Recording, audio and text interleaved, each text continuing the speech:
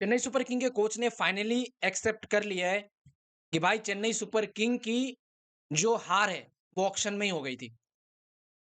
अभी recent statement जो इन्होंने दिया है रीसेंट स्टेटमेंट, उस स्टेटमेंट में ये कहते हैं कि भाई चेन्नई सुपर किंग जो है उसने बहुत बड़ी गलती जो है वो कर दी है।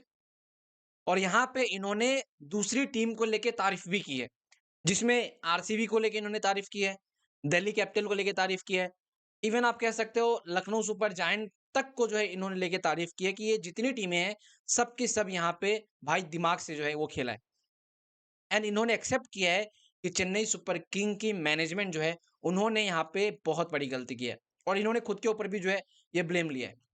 भाई लोग, सबसे पहले यहाँ पे बात कर लेते हैं कि सीएसके के कोच ने किन-किन चीज़ों पे बात की है। देखो 2-3 चीज़ों पे बात की है जो हमेशा ये करते हैं। इनसे जब भी सवाल पूछा जाता है ये एक ही चीज़ कहते हैं कि भाई लोग, हमारी मिडल ऑर्डर इस साल परफ़ॉर्म नहीं कर पा रही है। जो कि सही भी है, सीएसके की मिडल ऑर्डर इस साल परफ़ॉर्म नहीं कर पा रही है। वो बड़े हिट्स नहीं लगा पा रही है, वो बड़े नंबर्स तक नहीं पहुँच रही है।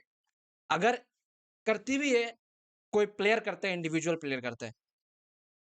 बाकी और प्लेयर नहीं कर पाते हैं बड़े नंबर हिट। और ये सबसे बड़ी प्रॉब्लम सीएसके की है, जिसका नतीजा ये है कि सीएसके भी पॉइंट्स टेबल पे 10वें नंबर पे है।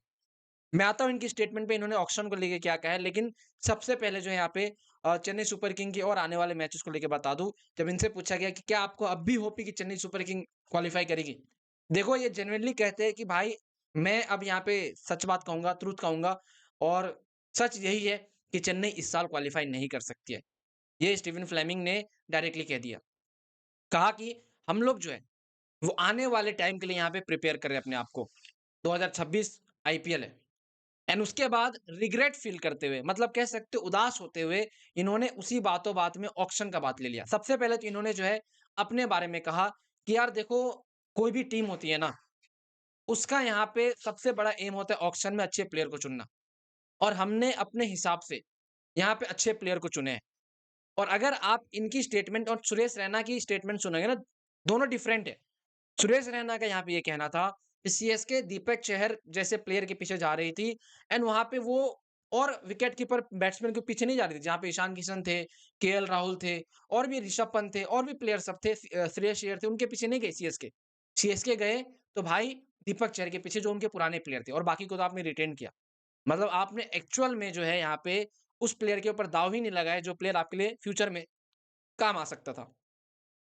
एंड ये जेन्युइनली सुरेश रैना फ़ील करते हैं। यहाँ पे कोच स्टीवन फ्लेमिंग कहते हैं कि हमारे हिसाब से हमने अच्छे प्लेयर चुने थे। राहुल त्रिपाठी को चुना था, दीपक हुड्डा को चुना था हमने। हमें लगा कि वो लोग रन्स बनाएँगे, लेकिन नहीं हो पाया, मिडल ऑर्डर में हमारी जो है चीज़ें नहीं चल पाई।